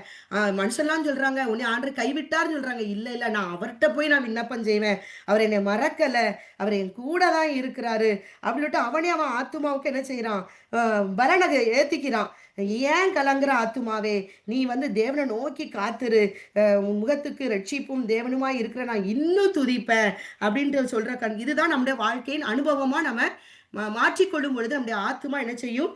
பிழைக்கும்.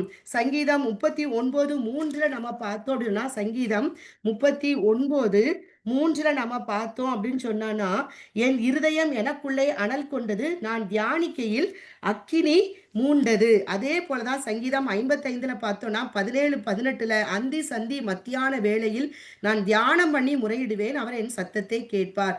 நமக்கு இப்படி போராட்டங்கள் வரும் பொழுது வேதத்தை எடுத்து நம்ம வாசிக்க தொடங்கி அப்ப நம்ம கூட அவர் பேசுவார். அதை நம்ம தியானிக்கும் பொழுது அது நமக்கு என்ன செய்யுது? அது நமக்கு ஒரு சமாதானமா அந்த அடுத்தலே பாருங்களேன், திரளான கூட்டமாய் கூடி என்னோடு எதிர்த்தார்கள், அவரோ எனக்கு நேரிட்ட போரை நீக்கி என் ஆத்துமாவை சமாதானத்துடன் மீட்டு விட்டார். அப்போ நம்ம தியானம் பண்ணும் பொழுது நம்ம அந்த சோர்வுல நமக்கு பைபிள் எடுக்கவோ ஜெபிக்கவோ வரமாட்டுக்குது. ஆனா இனிமே நம்ம அதை என்ன செய்யணும்? இல்ல, அந்த இடத்துல பைபிளை தூக்கி ஆண்டவரே என் கூட பேசுங்கப்பா. அப்ப அதன் மூலமா நமக்கு அவர் என்ன செய்யறாரு? சமாதானத்தை அவரு தருகிற தேவனாக இருக்கிறார். அடுத்தது பார்த்தீங்கன்னா 63:1 நம்ம பார்த்தோம்னு சொன்னானா, 63:1 பார்த்தோம்னா, அவன் அதிகாலமே கர்த்தரை தேடுகிறானா, வறண்டதும் விடாய்த்ததும் தண்ணீரற்றதுமான நிலத்திலே என் ஆத்துமா உம்மேல் தாகமாய் இருக்கிறது. அவன் எங்க இருக்கிறான்? வறண்டு விடாய்த்து தண்ணீர் இல்லாத நிலத்துல அவன் நிக்கிறான். அந்த இடத்துல அவன் ஆத்துமா சரீர பிரகாரமா ஐயோ தண்ணியிலேயே தண்ணியிலேன்னு புலம்பாம அந்த இடத்துல அவன் என்ன செய்யறானா, அவனோட ஆத்துமா ஆண்டவர் மேல தாகமா இருக்கிறதா, அவனோட மாம்சம் அவரை வாஞ்சிக்கிறது. ஆனா உண்மையில சொல்றேன், தாவீதுக்கு இது பெரிய தாவீது நம்ம நிறைய கற்றுக்கொள்ள வேண்டிய காரியங்கள். யோபு, தாவீதுலாம் நம்ம வாழ்க்கைக்கு பவுல் அதெல்லாம் பெரிய ஒரு அனுபவம். உண்மையில இதெல்லாம் வந்து ஈஸி கிடையாது. ஆனா அதை செஞ்சிருக்கிறாரு. நம்ம இதே போல இந்த சூழ்நிலையில நம்ம என்ன செய்வோம் அப்படின்னு சொல்லிட்டு நிக்கிறதா, அது வறண்டு போன ஒரு இடத்துல ஆத்துமாத்துல வார்த்தை இல்லாம நம்ம தவிக்கும் பொழுது வார்த்தை எடுத்து வாசிக்கும் பொழுது அந்த ஆத்துமாவை நம்ம அது என்ன செய்யும்? உலர்ந்து போயிருக்கிற அந்த ஆத்துமாவுக்கு அது நம்பிக்கை தரும். எசேக்கியேல் 38 போல இந்த மாதிரி காரியங்கள். அடுத்தது பார்த்தீங்கன்னா 62:5 பார்த்தோம் அப்படின்னு சொன்னானா, என் ஆத்துமாவே தேவனை நோக்கி நீ அமர்ந்திரு. அவரை நோக்கி அமர்ந்திருக்கும் பொழுது நாம் நம்புகிறது அவரால் நமக்கு என்ன செய்யும்? வரும். அடுத்தது பார்த்தீங்கன்னா 71 நம்ம பார்த்தோம் அப்படின்னு சொன்னானா, 71:20 நீங்க 23 வசனத்தை நம்ம வாசித்தோம் அப்படின்னு சொன்னானா, என்னது அதுல பாருங்க, அநேக இக்கட்டுகளையும் ஆபத்துகளையும் காணும்படி செய்த என்னை நீ திரும்பவும் உயிர்ப்பித்து திரும்பவும் என்னை பூமியின் பாதாளங்களிலிருந்து ஏறி வர பண்ணினீர். என் மேன்மை பெருக பண்ணி என்னை மறுபடியும் தேற்றுவீர். என் தேவனே, நான் வீணையை கொண்டு உம்மையும் உம்முடைய சத்தியத்தையும் துதிப்பேன். இஸ்ரவேலின் பரிசுத்தரே, சுரமண்டலத்தை கொண்டு உம்மை பாடுவேன். நான் பாடும்போது என் உதடுகளும் நீர் மீட்டுக்கொண்ட என் ஆத்துமாவும் கெம்பீரித்து மகிழும். அந்த இக்கட்டான சூழ்நிலையில என் ஆத்துமா இருளாகுதோ, என் ஆத்துமா செத்து போன நிலையில இருக்கும் பொழுது நான் மீண்டும் ஆண்டவர்கிட்ட விண்ணப்பம் பண்ணுவேன். அவ பாடல்களை பாடி துதித்து அவர் செய்த அதிசயங்களெல்லாம் நான் நினைக்க நம்ம ஆத்துமா என்ன செய்யும்? திருப்பியும் வாழத் தொடங்கும். அது உயிர் பெறும் அப்படிங்கிறது நம்ம இதை பார்க்கிறோம். இப்படி எல்லாவற்றுக்கும் மேலாக இந்த ஆத்துமா மீட்படைய தேவன் என்ன சித்தம் கொண்டார்? அப்போ சங்கீதம் 49 நம்ம பார்க்கிறோம், 6-9 வரை பார்க்கிறோம். திரளான ஐஸ்வர்யத்தினால நம்ம வந்து சகோதரனுடைய ஆத்துமாவை என்ன செய்ய முடியாது? மீட்டுக்கொள்ள முடியாது. இப்போ நேரம் ஆகிறதுனால இதை நான் கொஞ்சம் ஸ்பீடாவே சொல்றேன். அப்போ அப்போ ஒரு ஆத்துமா மீட்டு கொள்ளப்படணும்னா உலகத்தை எவ்வளவு விலை கூடின பொருளா இருந்தாலும் எத்தனை கோடிகளை கொடுத்தாலும் நம்ம வாங்கிடலாம். ஆனா ஒரு ஆத்துமா என்கிறது அது விலையேறப்பட்டது. அந்த விலையேற பெற்ற ஆத்துமாவை நம்ம பூமிக்குரிய காரியங்களை கொண்டு நம்ம விலை கொடுத்து வாங்கவே முடியாது. அப்போ இதுக்காக தான் தேவன் நினைச்ச ஆதியாகமம் 3:15 ஒரு திட்டத்தை ஆண்டவர் கொண்டு வருகிறார். அந்த திட்டம் தான் என்னது? அப்போ அந்த ஆத்துமாவுக்கு ஒரு பாவ நிவர்த்தி செய்யப்பட வேண்டும் என்கிறது தான் அந்த திட்டம். அது நீங்க பாத்தீங்கன்னா லேவியராகமம் 17ஆம் அதிகாரம் 11வது வசனத்துல பாத்தீங்கன்னா, மாம்சத்தின் உயிர் இரத்தத்தில் இருக்கிறது. நான் அதை உங்களுக்கு பலிபீடத்தின் மேல் உங்கள் ஆத்துமாக்களுக்காக பாவ நிவர்த்தி செய்யும்படிக்கு கட்டளையிட்டேன். ஆத்துமாவிற்கு பாவ நிவர்த்தி செய்கிறது இரத்தமே. நம்ம ஆத்துமாவுக்கு பாவ நிவர்த்தி செய்கிறது இரத்தம் தான். ஒரு பரிசுத்த இரத்தம் சிந்தப்பட்டால் தான் நம்ம ஆத்துமா என்ன செய்ய முடியும்? வாழ முடியும், பரிசுத்தமாக முடியும், அது தீர்க்காயுசை பெற முடியும்.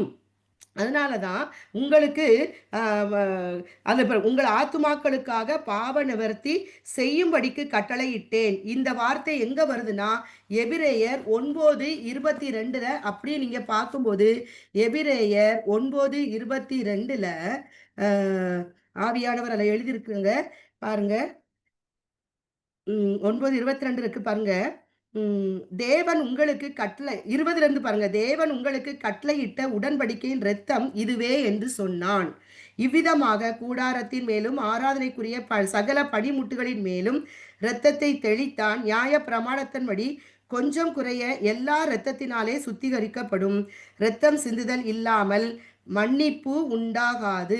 இந்த இரத்தத்தினால தான் நமக்கு என்னது? பாவ மன்னிப்பு. இதே இது 1 யோவான் 1ஆம் அதிகாரத்துல நம்ம பார்க்கிறோம். ஆ த அ 7ஆம் வசனத்துல 1ஆம் அவர் ஒளியில் இருக்கிறது போல் நாமும் ஒளியில் நடந்தால் ஒருவரோடு ஒருவர் ஐக்கியப்பட்டிருப்போம். அவருடைய குமாரனாகிய இயேசு கிறிஸ்துவின் இரத்தம் சகல பாவங்களை நீக்கி நம்மை என்ன செய்யுமா? சுத்திகரிக்கிறது. இப்போ 1 பேதுரு 2ஆம் அதிகாரத்துல நம்ம பார்த்தோம்னு சொன்னோம்னா, 19ஆம் வசனம் குற்றமில்லாத மாசற்ற ஆட்டுக்குட்டியாகிய கிறிஸ்துவின் விலையேற பெற்ற இரத்தத்தினாலே மீட்கப்பட்டீர்கள் என்று அறிந்திருக்கிறீர்களே. அவர் உலக தோற்றத்திற்கு முன்னே குறிக்கப்பட்டவராய் இருந்து தமது மூலமாய் தேவன் மேல் விசுவாசமாய் இருக்கிற உங்களுக்காக இந்த கடைசி காலங்களில் வெளிப்பட்டார்.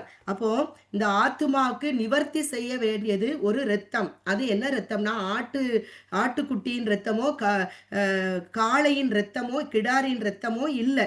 அது ஒரு பரிசுத்த ஆட்டுக்குட்டியானவராகிய இயேசு கிறிஸ்துவின் இரத்தத்தினால் மாத்திரம்தான் ஆதியாமம் 2ஆம் அதிகாரத்துல மரித்து போன நம்முடைய ஆத்துமா பிழைத்து கொள்ள, அந்த உயிர் பெற, நித்திய ஜீவனுக்குள் தீர்க்காயுசுக்குள் அது பிரவேசிக்கணும்னா இந்த இரத்தத்தினால நம்ம மீட்கப்பட்டு இருக்க வேண்டும். யோவான் 1ஆம் அதிகாரம் 1ஆம் வசனத்துல ஆதியிலே வார்த்தை இருந்தது, அந்த வார்த்தை தேவனோடு இருந்தது, அந்த வார்த்தை தேவனாய் இருந்தது என்று சொல்லப்பட்டு 14வது வசனத்துல அந்த வார்த்தை மாம்சமாகி கிருபையினாலும் சத்தியத்தினாலும் நிறைந்தவராய் நமக்குள் வாசமாய் இருக்கிறார் என்று இருக்கிறது. அதே வசனம் பார்த்தா 1 யோவான் 5ஆம் அதிகாரத்தை பார்க்கும்போது என்ன இருக்குதுன்னு சொன்னா, இயேசு கிறிஸ்துவாகிய இவரே ஜலத்தினாலும் இரத்தத்தினாலும் வந்தவர். ஜலத்தினால் மாத்திரமல்ல, ஜலத்தினாலும் இரத்தத்தினாலும் வந்தவர். ஆவியானவர் சத்தியமாகையால் ஆவியானவரே சாட்சி கொடுக்கிறார். அதாவது என்னன்னா, இயேசு கிறிஸ்து நம்முடைய பாவத்தை நிவர்த்தி செய்யும்படியாக எபிரேயர் 2ஆம் அதிகாரத்தை பார்க்கிறது போல, நாம் மாம்சத்தோடு இரத்தத்தோடு இருக்கிறது போல நமக்காக அவரும் சகோதரனாக இந்த உலகத்துல முள்ளால எடுக்கணுங்கிறக்காக அவர் நம்ம தண்டனையை எடுக்கணும்னா தெய்வத்தன்மையில வந்தா அவரை யாரும் கொல்ல முடியாது. நம்ம தண்டனைய, நம்ம அக்கிரமங்கள், நம்ம மீறுதல்கள் ஏசாயா 53ல இருக்கு இல்லையா, அது அந்த நம்முடைய மீறுதல் நிமித்த அவர் காயப்பட்டு நம்முடைய அக்கிரமங்களுக்காக அவர் நொறுக்கப்பட்டார். நமக்கு சமாதானத்தை உண்டு பண்ணும் ஆக்கினி அவர் மேல் விழுந்தது. அங்கு என்னதெல்லாம் இழந்தோமோ ஆதியாகமத்துல 3ஆம் அதிகாரத்துல எந்த காரியத்தெல்லாம் நமக்கு தந்ததை இழந்தோமோ அதை நம்ம மீண்டும் பெற்றுக்கொள்ள வேண்டும் என்றால் அந்த ஆட்டுக்குட்டியாருடைய மாசற்ற விலையேற பெற்ற இரத்தம் நமக்காக சிந்தப்படணும். அதனாலதான் ஏசாயா 53 53 நீங்க பார்த்து ஏசாயா 53 நம்ம பார்த்தோன்னா, இன்னும் அதுல வந்து தெளிவான ஒரு காரியங்கள் நம்ம பார்க்க முடியும். கர்த்தரோ அவரை நொறுக்க சித்தமாகி அவரை பாடுகளுக்கு உட்படுத்தினார். அவருடைய ஆத்துமா தன்னை குற்ற நிவாரண பலியாக ஒப்பு கொடுக்கும்போது அவர் தமது சந்ததியை கண்டு நீடித்த நாளாய் இருப்பார். கர்த்தருக்கு சித்தமானுடைய கையில் வாய்க்கும் இருக்குது. அவர் தன் ஆத்துமாவை குற்ற நிவாரண பலியாக ஒப்பு கொடுக்கும் பொழுது அவர் தமது யாரெல்லாம் அதை விசுவாசிச்சு ஏற்றுக்கொள்கிறார்களோ அவர்கள் எல்லாம் யாரு? இயேசு கிறிஸ்துவின் மூலமாய் பிதாவினுடைய புத்திரர்களாக, புத்திரிகளாக, சந்ததிகளாக. இன்னைக்கு நம்ம ஒவ்வொருவரையும் நம்ம அவரை தெரிந்து கொள்ளவில்லை, அவர் நம்மளை தெரிந்து கொண்டதுனால், முன் குறித்ததுனால தான், கிறிஸ்துக்குள் அருளப்பட்ட கிருபையினால தான் இன்னைக்கு நம்ம எல்லாரோட இரத்தத்தினால் மீட்கப்பட்டு அவருடைய சந்ததிகளாக நாம என்ன செய்யப்படுறோம்? காணப்பட்டு இருக்கிறோம். அவர் 11ல பார்க்கிறோம், ஆத்தும வருத்தத்தின் பலனை கண்டு திருப்தியாவார். என் தாசனாகிய நீதிபரர் தம்மை பற்றும் அறிவினால் அநேகர நீதிமான்களாக்கும்படி ஆக்குவார். அவருடைய அக்கிரமங்களை தாமே சுமந்து கொண்டார். அப்போ தன் ஆத்தும வருத்தத்தின் அவர் மனுஷனா தான் வந்தார். மனுஷனா அந்த ரத்தம் சிந்தும்போது, அவருடைய சரீரம் கிழிக்கப்படும் பொழுது, அவமானப்படுத்தப்படும் பொழுது, ஒரு மனுஷனாகிய நமக்குள் எவ்வளோ வேதனை இருக்குமோ, எவ்வளோ துக்கம் இருக்குமோ, நமக்காக நமக்கு வர வேண்டிய, நம்ம அனுபவிக்க வேண்டிய எல்லாவற்றையும் அந்த இடத்துல அனுபவித்தார். ஆனா, அவர் உள்ளத்துல என்ன இருந்ததுன்னு சொன்னான்னா, இதற்குரிய பலன் என்னது? சிறைப்பட்டு போன மனுஷ குலத்தை, மனித ஆத்துமாவ நான் வாழ வைக்கிறேன் அப்படிங்கிற ஒரு காரியத்த கண்டு அவர் என்ன செய்றாரு? திருப்தி ஆகுனாரு. இதே போல நம்மளும் நம்மளை தூஷிக்கிறவங்க, அவங்க ஆத்துமா ரட்சிக்கப்படணுங்கிறதுக்காக, அந்த இதெல்லாம் நம்ம சகிக்கும் பொழுது, அந்த ஆத்துமாவ அவங்கள நம்ம அன்பு செய்யும் பொழுது, அந்த ஆத்துமாக்கள நம்ம கர்த்தருக்காக நம்ம ஆதாயம் படுத்த முடியுங்கிறது இதன் மூலமா அறிஞ்சு கொள்ளலாம். அப்போ அதுக்கடுத்து பார்த்தீங்கன்னா, தன் ஆத்துமாவை இவை மரணத்தில் ஊற்றி, அக்கிரமக்காரரில் ஒருவராக எண்ணப்பட்டு, அநேகருடைய பாவத்தை தாமே சுமந்து, அக்கிரமக்காரருக்காக வேண்டிக் கொண்டதன் நிமித்தம் அவரை அநேகருக்கு பங்காக கொடுப்பேன். பலவான்களை அவர் தமக்கு கொள்ளையாக பங்கிட்டுக் கொள்ளுவார். தன்னுடைய ஆத்துமானது இரத்தம் தான். அந்த ஆத்துமாவ அவர் மரணத்துல ஊற்றி, மரணத்தை ஜெயித்தார். அக்கிரமக்காரரில் ஒருவராக எண்ணப்பட்டு நம்முடைய பாவங்களை அவர் சுமந்து நமக்கு அக்கிரமக்காரருக்காக நமக்காக வேண்டிக் கொண்டதுனால பிதாவாகிய தேவன் அநேகர் அவருக்கு இன்னைக்கு பங்காக கொடுத்திருக்கிறார்.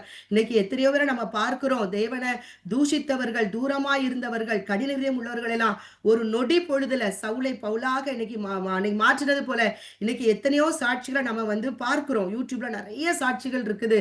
அப்போ அவர் என்னன்னா அந்த இரத்தத்தின் வல்லமை, அவருடைய சிலுவையின் அன்பின் வல்லமை. அப்போ நம்ம ஆத்துமா இயேசுவை பற்றி கொண்டிருக்க வேண்டுமானால் விசுவாசம் நமக்குள் காக்கப்பட வேண்டும் என்கிறது அவசியம். அதனாலதான் அன்னைக்கு சொன்ன போல எபிரேயர் 6ஆம் அதிகாரத்தை பார்க்கிறோம். அவரே நம்முடைய ஆத்தும நங்கூரமா இருக்கிறார். நம்ம ஆத்துமால இயேசு என்கிற நங்கூரம் இருந்தா தான் இந்த விசுவாசமாகிய கப்பல் என்ன செய்யாது? அசையாது. அன்னைக்கு இதுக்குள்ள விளக்கத்தை சுசி சிஸ்டர் சொன்னாங்க. அந்த நங்கூரம் கீழே அந்த கயிறுல அந்த நங்கூரம் கட்டப்பட்டு அது அது 3 காரியம் 2 பக்கம் வளைஞ்சிருக்கும். ஒரு பக்கம் கூர்மையா அது நேரா போய் அங்க என்ன என்ன செய்யும்? கீழ உள்ள மண்ணுலயும் அங்க போய் நல்லா ஆழமா சொருவும் பொழுதுதான் மேல இருக்கிற அவ்வளோ பெரிய கப்பல் என்ன செய்யாது? அசையாது. அதே போல நம்மளுடைய வாழ்க்கையிலும் நம்ம ஆத்துமா பிழைக்கணும் என்றால் இயேசு கிறிஸ்து என் பாவத்திற்காக மரித்தார் என்கிற அந்த காரியத்தை ரோமர் 10ஆம் அதிகாரத்துல நமக்கு வாசிக்கிறோம் இல்லையா? அவர் தன்னுடைய பாவங்களுக்காக மரித்தார் என்று நாம இதயத்தில் விசுவாசித்து வாயினால் அறிக்கை செய்யும் பொழுது ரோமர் 10ஆம் அதிகாரத்துல 9, 10 அப்போ அதை நம்ம இதயத்துல விசுவாசிக்கணும். இயேசு மனுஷன் அல்ல, எனக்காக எனக்காக என்னை மீட்கும்படியாக என்னை போல இந்த உலகத்துல மனுஷனாக வந்தவர் மனுஷ தேவகுமாரன் எனக்காக மனுஷகுமாரனா வந்தார் என்கிற அந்த சத்திய உண்மை, அவருடைய இரத்தம் எனக்கு என்னுடைய ஆத்மாவுக்காக, என்னுடைய ஆத்மா வாழ்வதற்காக குற்ற நிவாரண பலியாக எனக்காக சிந்தப்பட்டது என்கிறத நம்ம யாரெல்லாம் விசுவாசிக்கிறோமோ, நம்ம விசுவாசிக்கல தூரமாய் இருந்தோம், விசுவாசிக்க கூடிய அந்த ஆவிய பலனை நமக்கு தந்து இன்னைக்கு நம்மளை விசுவாசிக்க வைத்திருக்கிறார். கர்த்தருக்கே மகிமை, ஸ்தோத்திரம். அப்போ அந்த இதை நம்ம இதயத்துல விசுவாசிக்கும் பொழுது அவங்க என்ன செய்யறாங்க? நித்திய ஜீவன் நம்ம சுதந்திரித்துக் கொள்ள முடியும். அப்போ விசுவாசம் எப்படி வரும்? அந்த விசுவாசத்தை நம்ம என்ன செய்யணும்? கேட்டுக்கொண்டே நம்ம இருக்கணும். விசுவாச கேள்வினாலதான் வரும். அப்போ விசுவாச வார்த்தைகள் நம்ம கேட்டுக்கொண்டே இருக்கணும். ஆண்டுடைய வார்த்தைகள், அவர் தான் விசுவாசம். அவருடைய வார்த்தைகள் தான் நம்முடைய உலர்ந்து போன நம்ம போற சூழ்நிலையில மனிதர்களால் இது முடியாது, இது அவ்வளவுதான், மறிச்சு போயிரும், இந்த இது ஃபெயிலியர் எப்படி சொல்லட்டும். ஆனா என் தேவனுடைய வார்த்தை ஜீவனும் வல்லமும் உள்ள வார்த்தை. அதுல இருக்கிற ஜீவன் வல்லமை உலர்ந்து போன ஒரு எலும்ப உயிரோட எழும்பு நின்று ஒரு சேனையாய் நிற்க செய்து பயன்படுத்த முடியுமானால் இன்னைக்கு மரண படுக்கையா இருக்கலாம், நம்ம வாழ்க்கையில நடக்காது என்று சொல்லலாம், மரித்து போன கற்பமா இருக்கலாம், எந்த காரியமா இருந்தாலும் இயேசுங்கிற அந்த விசுவாசத்தை அவருடைய வார்த்தையில் நம்ம காதுகள் கேட்டுக்கொண்டே இருக்கணும். நம்முடைய இருதயத்தில் அந்த வார்த்தைகள் இன்னைக்கு வாஸ்தமே நீதிமொழிகள் 3ல அந்த சத்திய வார்த்தையை கிருபையும் சத்தியமும் நம்ம இதயத்துல நம்ம பூண்டு கொள்ளும் பொழுது, மெய் ஞானத்தையும் நல் ஆலோசனை காத்து கொள்ளும் பொழுது அது நமக்கு தீர்க்காயுசு சமாதானத்தை நமக்கு தருகிறதே. அந்த நீதிமொழிகள் 3ஆம் அதிகாரம் இந்த ஆத்துமாவுக்கு அதுதான் வழி. கிருபையும் சத்தியமும் நம்மை விட்டு விலகாதபடிக்கு அந்த இதயத்துல காத்து பதித்து கொள்ளணும், கழுத்துல பூண்டு கொள்ளணும். அந்த ஞானத்தை நம்ம நேசிக்கணும். அந்த ஞானத்தை நம்ம பெற்றுக்கொள்ளும் பொழுது அது தீர்க்காயுசு, அது அதன் கையில தீர்க்காயுசு, வலதுகரத்துல தீர்க்காயுசு தீர்க்காயுசு, இடதுகையில கனமும் செல்வமும் இருக்கிறது என்று இருக்கு வேதம் சொல்லுகிறதே. அதுதான் இன்னைக்கு ஆத்துமா பிழைக்கிறதுக்கு ஒரே வழி. எனக்காக வந்த வார்த்தையாகிய இயேசு கிறிஸ்து, அந்த வார்த்தை எனக்காக ஜலமாக, இரத்தமாக, சரீரமாக இந்த உலகத்துல கல்வாரியில பலியிடப்பட்டது என்கிற அந்த சத்திய உண்மையை யாரெல்லாம் விசுவாசிக்கிறாங்களோ அவங்களுக்கெல்லாம் அந்த நித்திய ஜீவன் உண்டு. அந்த இதை எடுத்து போடுவதற்காக தான் பிசாசு என்ன செய்யறான், நம்ம இதயத்தை விசுவாச கப்பலை ஆட்டுறான். அப்ப அதை பார்த்தீங்கன்னா 1 தீமோத்தேயு 1 5 வசனத்துல பார்த்தோம்னு சொன்னா, கற்பனையின் பொருள் என்னவெனில் சுத்தமான இருதயத்திலும் நல் மனசாட்சியிலும் மாயமற்ற விசுவாசத்திலும் பிறக்கும் அன்பே. எங்க விசுவாசம் பறக்கும் அப்படின்னு நல்ல சுத்த இருதயத்துல நல்ல மனசாட்சி, மாயமற்ற விசுவாசம் இது நமக்குள்ள இருக்குமானால் அங்கதான் என்ன செய்யும், அன்பு பிறக்கும். இந்த விசுவாசத்தை அசைக்கும்படியாகத்தான் பிசாசு போராடுவான். அதை 19 பாருங்க. இந்த மனசாட்சியை சிலர் தள்ளிவிட்டு விசுவாசமாகிய கப்பலை சேதப்படுத்தினார்கள். இமேனேயும் அலெக்சாந்தரும் இருக்கிறது. அவங்கள குறித்து எப்படி சொல்லப்படுதுன்னா, இமேனே பாகாலை வழிபடுபவனா, அதாவது விக்கிரக ஆராதனை. இன்னைக்கு நமக்கு எதெல்லாம் கர்த்தரை விட்டு எதெல்லாம் நமக்கு விக்கிரகமா காணப்படுது, இதை தான் நம்புனா எனக்கு நான் நடக்கும் அப்படின்னு நினைக்கிறேன்னா அது விக்கிரக காரியங்கள். அலெக்சாந்தர் எப்படிப்பட்டவர்னா மனுஷனை பிரியப்படுத்துற மனிதர்கள். இந்த ரெண்டும் ஒரு மனுஷ வாழ்க்கையில இருந்தா அந்த விசுவாச கப்பல் என்ன செய்யும், அது அசையும். அப்போ நம்ம யாரையும் நம்ம இதயத்துல கொண்டு வரக்கூடாது. நம்முடைய இருதயத்துல நம்ம விசுவாசமும் நல்ல மனசாட்சியமும் உடையவராய் இருக்கும் பொழுதுதான் விசுவாசத்துல நல்ல போராட்டத்தை போராடி வாக்குத்தத்தம் பண்ணப்பட்ட அந்த நித்திய ஆசீர்வாதங்களை, நித்திய ஜீவனை அந்த தான் பிழைத்து கொள்ளும். ஆத்துமா வாழுங்கிறது தீர்க்காயுசு. அதை நாம என்ன செய்ய முடியும், பிழைத்து கொள்ள அந்த ஆத்மா உயிரோட அது வாழ அது முடியும். அன்னைக்கு நம்ம எபேசியர்ல நம்ம பார்த்தோம்ல 5 எபேசியர் 5 நம்ம பாருங்க. எபேசியர் 5 பார்த்தோம்னு சொன்னா சாரி எபேசியர் 3 16 வசனத்திலிருந்து நீங்கள் அவருடைய ஆவியினாலே உள்ளான மனுஷனில் வல்லமையாய் பலப்படவும். ஆவிங்கிறது என்னதுன்னா அவருடைய வார்த்தை. யோவான் 6:63 பார்க்கிறோம் இல்லையா, அவருடைய வார்த்தை ஜீவனாயும் ஆவியாய் இருக்கிறது. அந்த ஆவி, அந்த வார்த்தை நம்முடைய உள்ளான மனுஷனை வல்லமையாய் பலப்படும் பொழுது நமக்குள்ள என்ன வருது, விசுவாசம் வருது. அந்த அடுத்த வசனம், விசுவாசத்தினால் கிறிஸ்து நம்ம இதயத்துல வாசமாய் இருக்கவும் நீங்கள் அன்பிலே வேரோன்றி நிலை பெற்றவர்களாகி. அப்போ கிறிஸ்து நம்ம அந்த உள்ளார்ந்த மனுஷனுக்குலாம் ஆண்டோடைய வார்த்தை போய் நம்மளை பலப்படுத்தி நம்மளை விசுவாசத்துல என்ன செய்து நம்ம இயேசு விசுவாசிக்கும் போது நமக்குள்ள வாசமா வந்துறாராம். அப்போ அப்பதான் நம்மளுடைய அன்புல நம்ம என்ன செய்ய முடியும், வேரூன்ற முடியும். என் தேவனால இந்த சூழ்நிலையை மாற்ற முடியும், என் தேவனால இந்த வியாதி படுக்கையை மாற்ற முடியும் அப்படின்னு சொல்லிட்டு நம்மளால நமக்கு அந்த காரியம் வருது. சகல பரிசுத்தவான்களோடு கூட அவருடைய அன்பின் அகலம் ஆழம் நீளம் உயரம் இன்னதென்று உணர்ந்து அறிவுக்கெட்டாத அந்த அன்பை அறிந்து கொள்ள வல்லவர்களாகவும் தேவனுடைய சகல பரிபூரணத்தினாலும் நிறையப்படவும் அவர் தமது மகிமையுடைய ஐஸ்வர்யத்தின்படியே உங்களுக்கு அனுகிரகம் பண்ண வேண்டும் என்று வேண்டிக் கொள்கிறேன். அப்ப அந்த சிலுவையின் அன்பை கண்ணுக்குனால கொண்டு வந்துடணும். எனக்காக இந்த அன்பு யாருமே இந்த உலகத்துல அவரை தவிர யாருமே கிடையாது. இந்த அன்பு நமக்குள்ள வரும் பொழுது எனக்காக ஜீவனை தந்தவர் மற்ற எல்லாவற்றையும் தராதிருப்பது எப்படி, மரணத்தை ஜெயித்தவர். அப்போ கண்டிப்பா இன்னைக்கு நம்ம ஒரு இக்கட்டான சூழ்நிலை நம்ம போகலாம், ஒரு மரணத்தின் பள்ளத்தாக்குல நம்ம போகலாம். ஆனாலும் கர்த்தர் தன் வார்த்தையை கொடுத்து ஆற்றி தேற்றி அந்த வியாதி படுக்கையை மாற்ற என் கர்த்தரால் ஆகும், அவர் என் இயேசு கிறிஸ்துவினால் ஆகும்.